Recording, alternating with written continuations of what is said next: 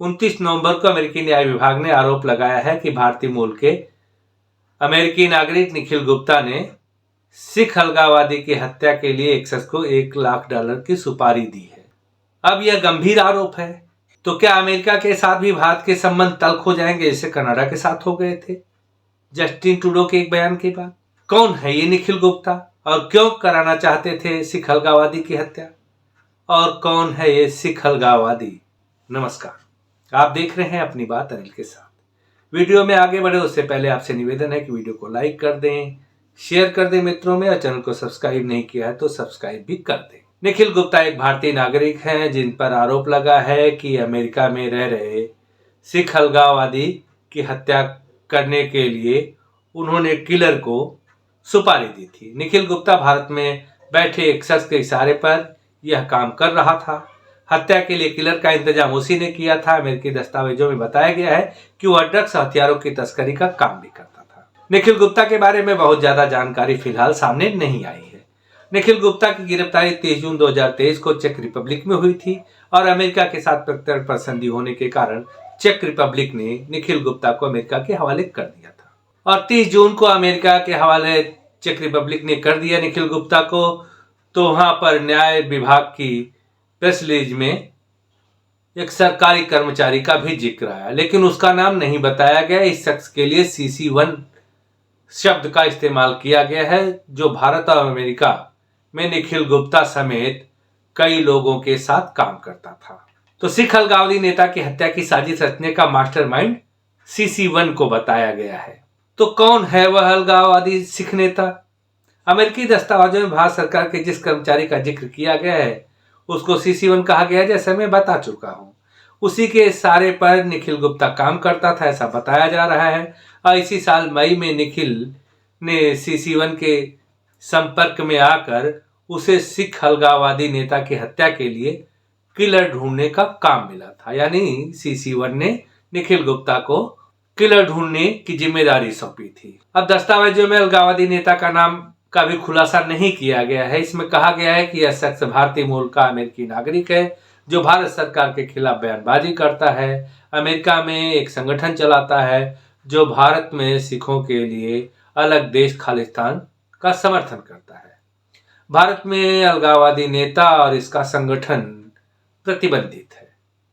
अब तो आप समझ गए होंगे कि वह नेता कौन है।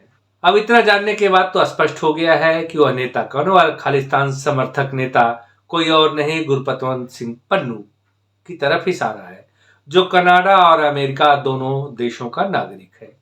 कुछ दिनों पहले द फाइनेंशियल टाइम में अज्ञात स्रोत का हवाला देकर खबर छापी गई थी, जिसमें अमेरिकी अधिकारियों ने प्रतिबंधित संगठन सिख फॉर जस्टिस संगठन के गुरपतवंत सिंह पन्नू की हत्या की साजिश को नाकाम करने की बात कही थी। तो कैसे पकड़ा गया निखिल गुप्ता? निखिल गुप्ता ने हत्या करवाने के लिए जिस किलर से संपर्क किया था वह अमेरिकी सरकार का अंडरकवर अधिकारी निकला, और जिस सोर्स के जरिए वह किलर तक पहुंचा वह भी अमेरिकी सरकार के लिए काम करता है।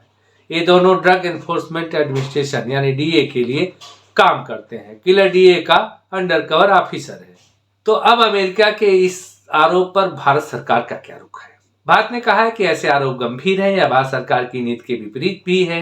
विदेश मंत्रालय ने कहा कि द्विपक्षीय सुरक्षा सहयोग की वजह से अमेरिका के साथ चर्चा के दौरान अमेरिकी अधिकारियों ने संगठित अपराधियों, बंदूकधारियों, आतंकवादियों के बीच नेक्सस से संबंधित कुछ इनपुट साझा किए हैं।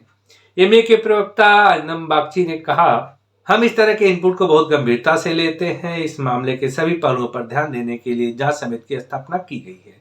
समिति के निष्कर्षों पर आगे की कार्रवाई की जाएगी। हम इस तरह के सुरक्षा मामलों के बारे में कोई और जानकारी साझा नहीं कर सकते।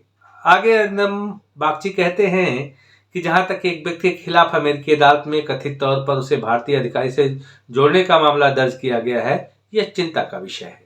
हमने पहले भी कहा है और मैं फिर भी दोहराना चाहता हूं कि यह सरकारी नीति के विपरीत है। अरिंदम बागची ने कहा, यह एक अंतर्राष्ट्रीय स्तर पर संगठित अपराध, तस्करी, बंदूकधारी और चरमपंथियों के बीच साठगांठ कानून प्रवर्तन एजेंसियों और संगठनों पर विचार करने के लिए गंभीर मुद्दा है।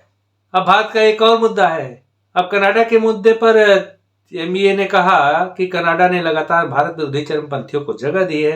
अरिंदम बागची ने कहा, कनाडा में हमारे राजनयिकों ने इसका खामियाजा उठाया है। इसलिए हम उम्मीद करते हैं कि कनाडा की सरकार वियना कन्वेंशन के तहत अपने दायित्वों पर खरा उतरेगी। फिलहाल भारत और अमेरिका इस विषय को आपस में सुलझा लेंगे। कनाडा जैसा तल्ख माहौल अमेरिका के साथ नहीं होगा, ऐसा मेरा मानना है।